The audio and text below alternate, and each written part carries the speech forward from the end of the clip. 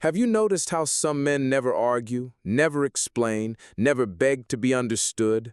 They don't raise their voices or chase validation. They simply withdraw, and the room changes. The air cools, people grow uneasy, and the silence starts to speak louder than any defense ever could. That isn't passivity, that's calculated power.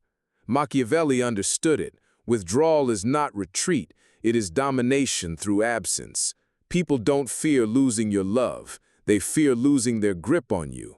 They don't miss you, they miss the ability to summon you.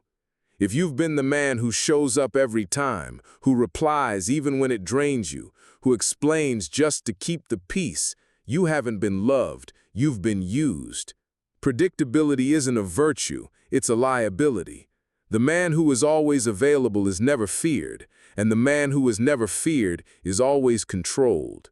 Kindness without boundaries doesn't build connection, it breeds contempt. Every time you say yes where silence would have guarded you, you trade dignity for a fleeting sense of being needed. Never allow your value to be measured by your willingness to please. When you are always there, you lose leverage, you lose scarcity, and scarcity is the bedrock of influence. You were trained from childhood to be agreeable. Say yes, don't make waves, answer quickly, apologize even when you're not wrong. Machiavelli would smirk at that conditioning. He didn't believe in moral submission, he believed in power management. If you are always accessible and always explaining, you have already surrendered the throne of your life. You think quick replies prove commitment, but what they really build is expectation, and expectation always kills appreciation. The man who seeks to be loved by all becomes the slave of the ungrateful. People don't respect the one who always says yes, they exploit him. They send a message and you respond within seconds. They stir chaos and you bring calm. You become their crisis manager, their validation machine, their shield against discomfort. But you weren't born to be a buffer for broken people. You were born to build a life ruled by your values, not their moods. Machiavelli would smirk at that conditioning. Here's the first correction. Break the rhythm. Interrupt the pattern. Withdraw without warning. Detach when they assume you're theirs. Remind them you belong to no one. A man who cannot disrupt expectations will be ruled by them. You believe explaining yourself makes you noble, but in the eyes of those who manipulate, explanations are confessions and transparency is ammunition. Kindness without selectivity is a leash. Replace predictability with tactical silence. Answer only when it serves you. Access to your mind, time, and energy is not a right, it is a reward. When you feel pressured to respond, pause and ask, does this person deserve a piece of my inner world, or are they addicted to the version of me that never says no? If it isn't a clear and powerful yes, it is a strategic no. This isn't cruelty, it's clarity. It isn't ego, it's sovereignty. In war, the smartest generals never fight every battle. They don't waste arrows on illusions. They calculate, reserve, and strike with precision. Their greatest weapon isn't the sword, it's the energy to wield it at the right time. Bring that to your life. Every conversation you entertain, every insult you answer, every little fire you extinguish for others costs you something. Most men aren't exhausted by exertion, but by exposure. Exposure to people who drain them, to situations that weaken them, to habits that leak energy drop by drop until nothing remains but resentment. That isn't burnout, it is strategic failure. Manipulators don't need to overpower you, they just need you to waste yourself, and you do it willingly in the name of kindness. Withdraw your energy from the useless. Let fools destroy themselves in the silence you refuse to break. When you stop giving them validation, time, and attention, you become dangerous. They will call you cold, distant, selfish. Let them. You are no longer predictable, no longer easy to provoke. You are unreadable, and the unreadable man becomes ungovernable. You are not meant to pour yourself out like a public fountain. Guard your inner fire like a fortress. When your energy is sacred, your presence becomes rare. And when your presence is rare, it becomes power.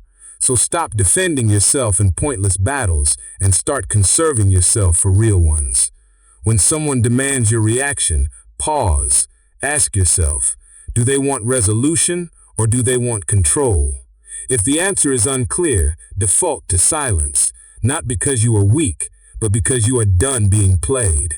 Silence is not retreat, surrender, or weakness. Silence is a setup, a trap wrapped in stillness, the weapon of those who no longer dance to the noise of others. In a world where everyone is shouting, the one who withholds becomes a threat.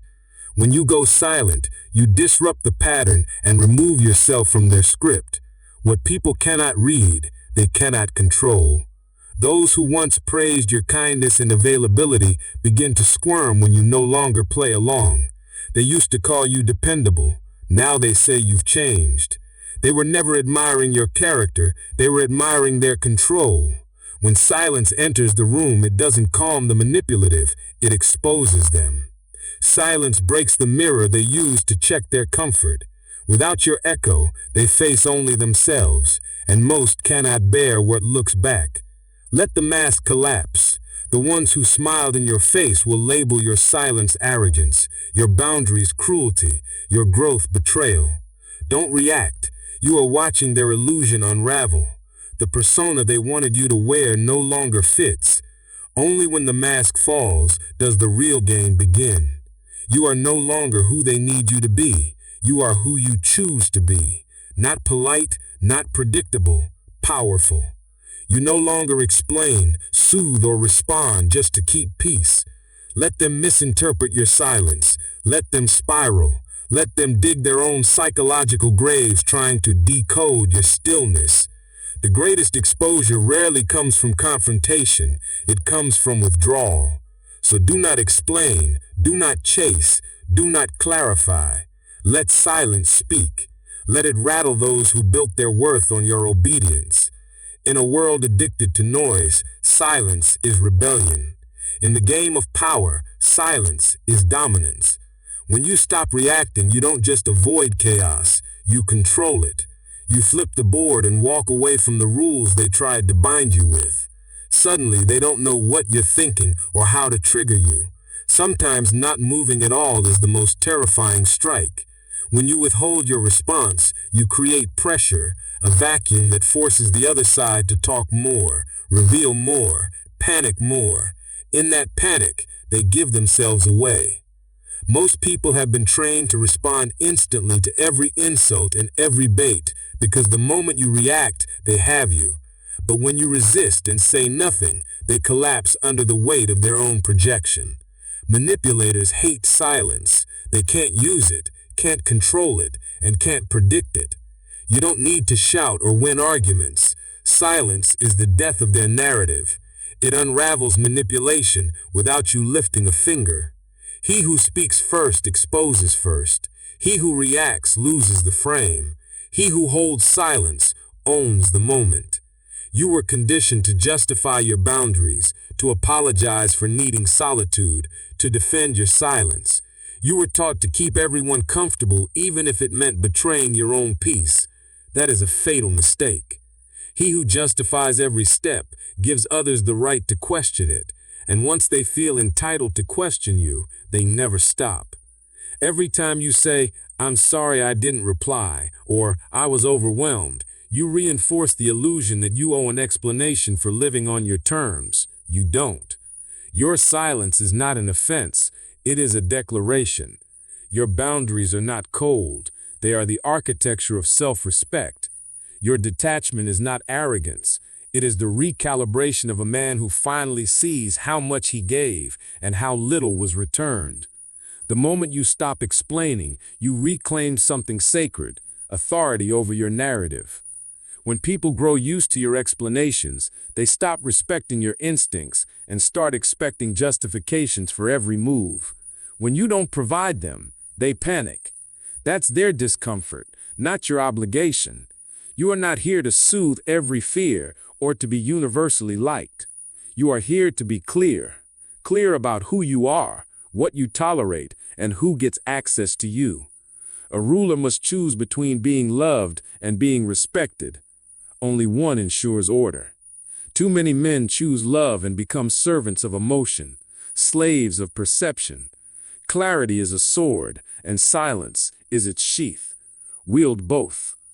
There is pain few men talk about, the pain that follows withdrawal. You stop replying, stop explaining, step out of the roles they cast you in. At first it feels like freedom, then it feels like doubt, then it hits you. The loneliness, the unfamiliar quiet where their expectations used to live. You ask if you went too far, if you were too cold, if you burned the bridges you needed. Power is not born in applause